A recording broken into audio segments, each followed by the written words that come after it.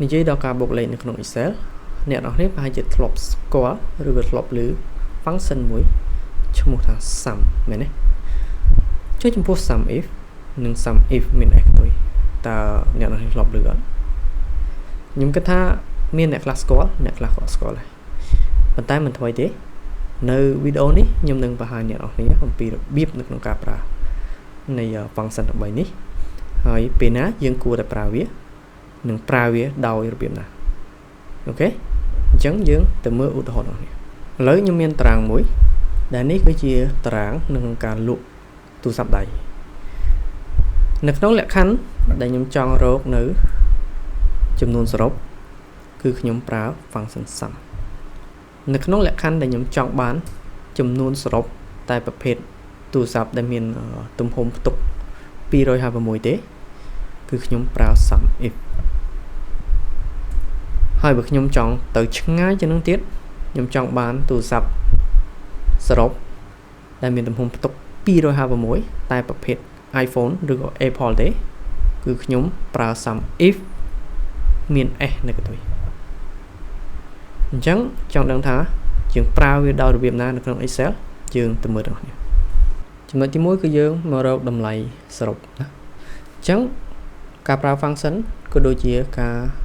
ធ្វើប្រមាណវិធីដែរគឺយើងឲ្យសញ្ញាស្មើមុនបន្ទាប់មកយើងវាយពាក្យ sum បើកមុខកញ្ចក់ select យកតំណងណានៅកន្លែងនេះយើងចង់បិទក៏បានឬក៏យើង enter មកហ្មងក៏បានវានឹងចេញតម្លៃសរុបឲ្យអូខេអញ្ចឹងខ្ញុំសរុបបន្តិចឲ្យអ្នកនរគ្នាការប្រើ command sum គឺជាការបូកលេខធម្មតាដោយគ្មានលក្ខខណ្ឌយើង select បានវាបូកប៉ុណ្ណឹងចំណុចទី2យើងនិយាយអំពីការបូកលេខដោយប្រើលក្ខខណ្ឌ sum if អូខេអញ្ចឹងយើងឲ្យសញ្ញាស្មើមកវាយពាក្យ sum អ្នកនឹងឃើញវា load predefine អីចុចសញ្ញាព្រួញចុះក្រោមវាយអក្សរ tab អ្វីយើងត្រូវធ្វើដំបូងគឺយើងទៅ select ប្រភេទទូរស័ព្ទអូខេជួរប្រភេទទូរស័ព្ទយើងចង់បានអីប្រភេទ Apple ក្បៀសមួយឲ្យលក្ខខណ្ឌនៅក្នុងប្រភេទទូរស័ព្ទទាំងអស់ហ្នឹងយើងត្រូវការតែប្រភេទ Apple ឯងឲ្យលក្ខខណ្ឌ Apple មួយអញ្ចឹងបើវារកឃើញប្រភេទ Apple ហើយវាយកទៅណាវាមកធ្វើ pop បូកនៅជួរខាងនេះអូខេ select ហើយយើង enter ក៏បានបិទមុខកញ្ចក់ហើយ enter ក៏បានអញ្ចឹងដោយសារតែកន្លែងនេះខ្ញុំបានរៀបជាជួរនៅផ្នែកខាងលើយើងស្រួលទេយើងចង់ verify ថាវាធ្វើត្រូវអត់អ្នកនរគ្នាអស់មកដល់ធំគ្រប់ Apple មកនៅកន្លែងខាងក្រោមអ្នកនរគ្នាឃើញពាក្យថា sum ណានេះគឺជាផលបូកសរុបនៃចំនួនដែលយើងបាន select ហើយនេះគឺជាតម្លៃដែលយើងបានធ្វើជាមួយនឹង sum if អញ្ចឹងដូចគ្នាចុងក្រោយយើងនិយាយអំពី sum if មាន s នៅកន្ទុយការបូកលេខដែលមានលក្ខខណ្ឌតែលក្ខខណ្ឌវាគឺអាចច្រើនជាងមួយប៉ុន្តែមិនមែនមានន័យថាលក្ខខណ្ឌមួយវាមិនអាចបូកបានទេឥឡូវយើងទៅមើលឧទាហរណ៍នេះ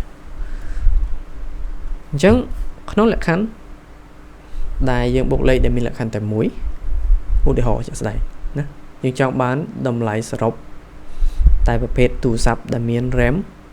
128ខ្ញុំអាចប្រើ sum if មាន s នៅកន្ទុយនោះបានជាយើងឲ្យមក sum if ណាវាមាន s tab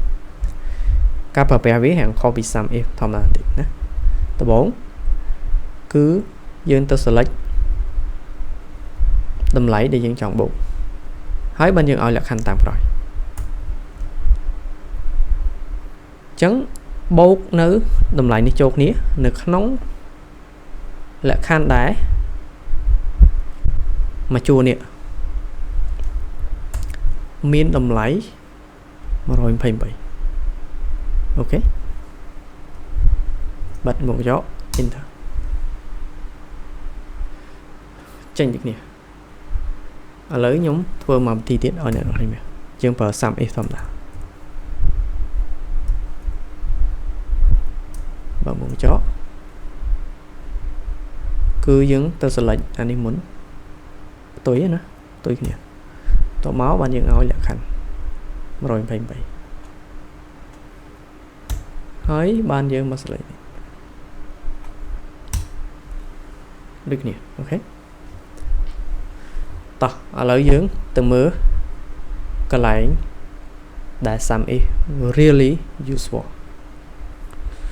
គឺយើងឲ្យ2លក្ខខណ្ឌណាអញ្ចឹងខ្ញុំប្រើ sum if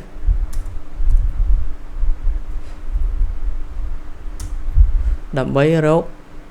តម្លៃសរុបនៃទូរស័ព្ទប្រភេទ Apple ដែលមានទំហំផ្ទុក 256GB អូខេអញ្ចឹង2លក្ខខណ្ឌ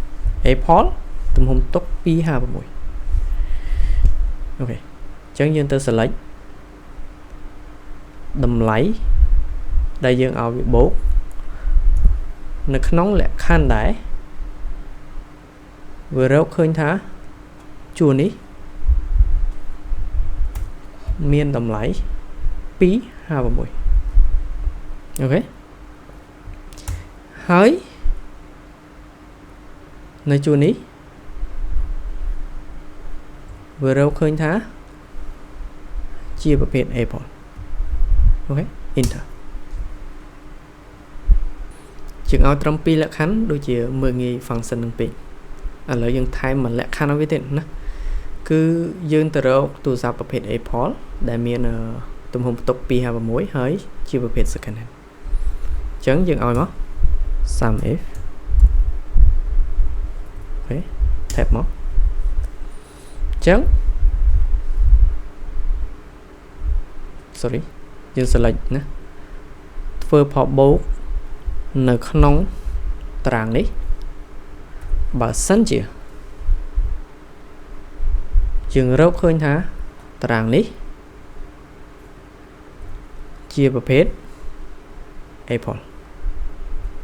ហើយនៅក្នុងជួរនេះរកឃើញថាមានទំហំផ្ទុក256ហើយនៅជួរនេះរកឃើញថាជាប្រភេទទូរស័ព្ទ second hand ឬក៏ use enter 60អូខេត្រូវអត់ឥឡូវយើងទៅ highlight អស់នេះណា256ដោយសារតែ Apple យើងមានតិចដែរទេអញ្ចឹងយើងអង្គុយ highlight តិចទេអូខេអានេះប្រភេទ use column មាន12ទេយើង check មើលមកមើលខាងក្រោម60អញ្ចឹងបានន័យថាអ្វីដែលយើងកណនីគឺត្រឹមត្រូវខ្ញុំចង់បញ្ជាក់ដែរណាត្រឹម3លក្ខខណ្ឌក៏អត់ទាន់អស់ដែរយើងអាចធ្វើបានច្រើនលក្ខខណ្ឌទៀតបើសិនជាយើងមានតម្រូវការជួបអ្នកនរគ្នានៅវីដេអូក្រោយ